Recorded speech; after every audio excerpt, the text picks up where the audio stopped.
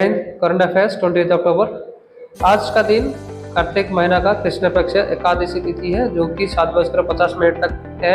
आज का दिन में इंटरनेशनल एनिमेशन डे मनाया जाता है। और इतिहास में देखेंगे तो आज का दिन यानी कि 28 अक्टूबर साल 1863 में जेनेवा में एक कॉन्फ्रेंस के बाद इंटरनेशनल रेड क्रॉस कमेटी का गठन हुआ था। Significance of 28 October 1867। Sister Nivedita, जो कि एक रिवोल्यूशनरी फ्रीडम फाइटर और एक पॉलिटिशियन थे, उनका जन्म आयरलैंड में हुआ था। वो स्वामी विवेकानंद का एक डिसिप्लिन यानी कि शिष्या थी। उन्होंने स्वामी विवेकानंद को 1895 में लंदन में मिले थे। उसके बाद 1898 में उन्होंने इंडिया आए थे और इंडिया आने के बाद उन्होंने कई सारे इनिशिएटिव लिए थे। जैसे कि 1898 नवंबर में उन्होंने एक गर्ल्स के लिए स्कूल खोला था, जो गर्ल्स के पास बेसिक एजुकेशन तक नहीं था। उसके बाद 1899 में प्लेग एपिडेमिक चल रहा था। उसी टाइम पे सिस्टर निवेदिता ने जो पोर पेशेंट्स थे उनका केयरिंग कर रहे थे और उनका सेवा भी कर रहे थे। उन्होंने काफ़ी सारा किताब लिखा था, उनमें से the wave of Indian life, Kali the mother, notes of some wanderings with Swami Vivekananda, cradle tales of Hinduism, ऐसे बहुत सारे किताब उन्होंने लिखा था। नेशनल इवेंट्स में Spanish president Pedro Sanchez India visit में 27 अक्टूबर से 29 अक्टूबर तक है। प्रेसिडेंट सांचेज और इंडिया का honourable prime minister Shri Narendra Modi ji ने जॉइंटली C-295 एयरक्राफ्ट का असेंबली लाइन प्लांट का इनाग्रेशन वडोदरा में किया है। ये फाइनल असेंबली लाइन प्लांट जो कि एयरबस पेन और टाटा एडवांस सिस्टम लिमिटेड का जॉइंट प्रोडक्शन यूनिट है, जो कि वडोदरा में लोकेटेड है। उसके साथ फेडरल रिपब्लिक ऑफ जर्मनी के चांसलर ओलफ स्कोल्ज ने 24 अक्टूबर से 26 अक्टूबर तक इंडिया विजिट में है। और स्कीम्स, योजना और इनिशिएटिव्स में समर्थ स्कीम, निजुत महिला स्कीम, PM उपस्थिति स्कीम और उड़ान स्कीम है। First edition of exercise SIMBEX, जो कि इंडिया नेवी और सिंगापुर के बीच में एक जॉइंट मिलिट्री एक्सरसाइज है। और प्रेजेंटली ये exercise eastern naval command Visakhapatnam में हो रहा है। ये एक्सरसाइज पहली बार 1994 में शुरू हुआ था और उस टाइम पे ये एक्सरसाइज का नाम था एक्सरसाइज लायन किंग। इसी बार ये एक्सरसाइज 2 फेज में हो रहा है, एक हार्बर फेज और एक सी फेज। जो हार्बर फेज जो कि 23 अक्टूबर से 25 अक्टूबर तक विशाखापट्टनम में हो रहा है और उसके बाद 28 अक्टूबर से 29 अक्टूबर तक विशाखापट्टनम में बे ऑफ बंगाल में ये हो रहा है। दोनों देशों के बीच में मैरीटाइम पार्टनरशिप को रीइंफोर्स करने के लिए और समुद्र क्षेत्र में जो भी चैलेंजेस है उसको हैंडल करने के लिए ये एक्सरसाइज किया जाता है। Gram panchayat level weather forecasting recently the ministry of Panchayat Raj Shri Rajveer Ranjan और minister of science and technology Shri Jitendra Singh ने रिसेंटली एक इनिशिएटिव लॉन्च किया है, जिसका नाम है वेदर फोरकास्टिंग इनिशिएटिव। ये इनिशिएटिव में एक मोबाइल एप्लीकेशन जिसका नाम है मेरी पंचायत ऐप और 2 पोर्टल्स जैसे कि ई ग्राम स्वराज और ग्राम मानचित्र पोर्टल्स अवेलेबल है। इनके जरिए में ग्रामांचल के लोग और किसान वेदर के बारे में हर घंटे में तथ्य यानी कि वेदर के बारे में जो फोरकास्ट है वो हासिल कर सकते हैं, ताकि डिजास्टर यानी कि प्राकृतिक विपर्यय के समय और अपना प्रिपरेशन कर सके। और ये अपने खेतों के लिए यानी कि फार्मिंग के लिए काफ़ी हेल्पफुल भी है। Recently Indian council for cultural relations Colombo में ऑर्गेनाइज हुआ था, जिसमें श्रीलंका, नेपाल, म्यांमार और बांग्लादेश से जो बुद्धिस्ट स्कॉलर्स और मोनास्टिक कम्युनिटीज है उसमें पार्टिसिपेट किए थे। इस कॉन्फ्रेंस के दौरान पाली लैंग्वेज को क्लासिकल लैंग्वेज में इंट्रोड्यूस किया गया है। ये Indian council for cultural relations ministry of external affairs का एक ऑटोनोमस बॉडी है, जो कि 1950 में मौलाना अबुल कलाम आज़ाद के द्वारा ये एस्टेब्लिश किया गया था।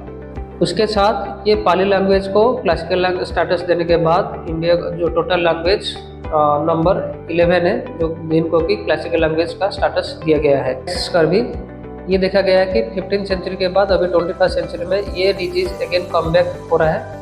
ये नॉर्मली विटामिन सी की डेफिशिएंसी की वजह से होता है और इसको ट्रीटमेंट के लिए ओरल और इंट्रावेनस विटामिन सी सप्लीमेंट्स से ये इसको ठीक किया जा सकता है, जो कि ज़्यादातर प्रिजर्व फूड्स यूज करते हैं, जैसे कि समुद्र में ट्रैवल करने वाला जैसे कि सेलर्स होते हैं, उनके अंदर ये डिजीज देखा जाता है, क्योंकि उनके न्यूट्रिशन और डाइट्स में ये विटामिन सी की कमी रहता है। 6 किंग्स स्लैम चैंपियनशिप जो कि 16 से 19 अक्टूबर तक रियाद सऊदी अरेबिया में हो रहा था, उसमें जनिक सिनर ने कार्लोस अल्काराज को हरा के फाइनल में हासिल की है। 25 अक्टूबर 2024 में इंडियन नेवी ने 7th anti submarine warfare ship INS Abhay Tamil Nadu में लॉन्च किया है। ये ship Garden Reach Shipbuilders and Engineers के द्वारा बनाया हुआ था।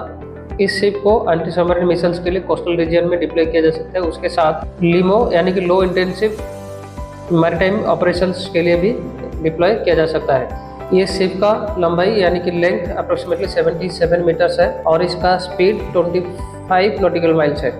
ये आत्मनिर्भर भारत का एक इनिशिएटिव है जिसमें 80% इंडिजिनस कंटेंट यूज किया गया है। इसमें कई सारे क्वेश्चन एमिनेंट पर्सन्स के ऊपर भी आता है। आज भी ऐसे एक एमिनेंट पर्सन के बारे में हम बात करेंगे, प्रोफेसर रोहिणी गोडबोले, जो कि एक रिनाउंड फिजिसिस्ट और पद्मश्री अवार्डी भी है, जिनका एज 72 था और उसी एज में उनका देहांत हुआ है बेंगलुरु में।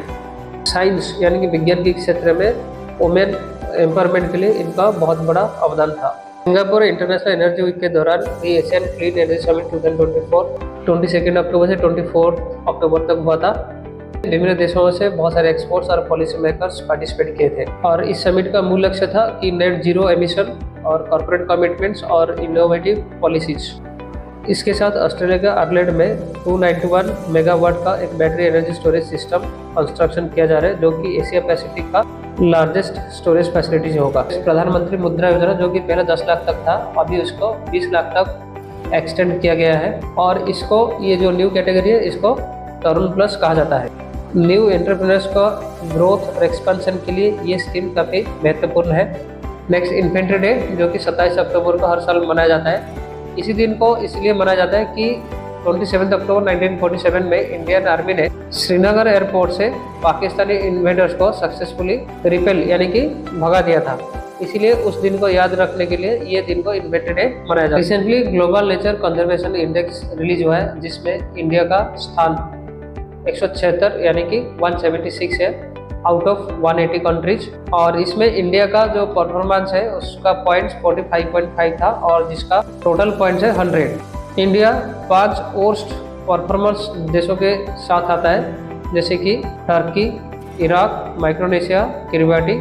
ये global nature conservation index 4 important indicators को इवेल्युएट करते हैं, जैसे कि land management, biodiversity threats, capacity and governance और future conservation trends. Next, nemaline myopathy awareness. Recently children rights का एक कंसल्टेशन प्रोग्राम में chief justice of India DY Chandrachud ने एक डिजीज के ऊपर अवेयरनेस क्रिएट किया था, जिसका नाम है निमालाइन मायोपैथी। निमालाइन मायोपैथी एक ऐसा डिजीज है जो कि स्केलेटल मसल्स को वीक कर देता है। उसके द्वारा ह्यूमन का मोबिलिटी के ऊपर काफी इम्पैक्ट होता है, यानी कि इंसान का बॉडी मूवमेंट के ऊपर बहुत प्रभाव होता है। ये एक कंजेनिटल डिजॉर्डर है, यानी कि जो कि जन्मजात होता है। ये डिजीज हर 50,000 शिशुओं से एक में पाया जाता है। Next, world table tennis champions Montpellier, जो कि 22 अक्टूबर से 27 अक्टूबर 2024 तक फ्रांस में हो रहा था और इसमें पहली बार इंडिया का एक प्लेयर टॉप 8 में थे, जिनका नाम है मोनिका बत्रा। थैंक यू, आज के लिए इतना। जय हिंद।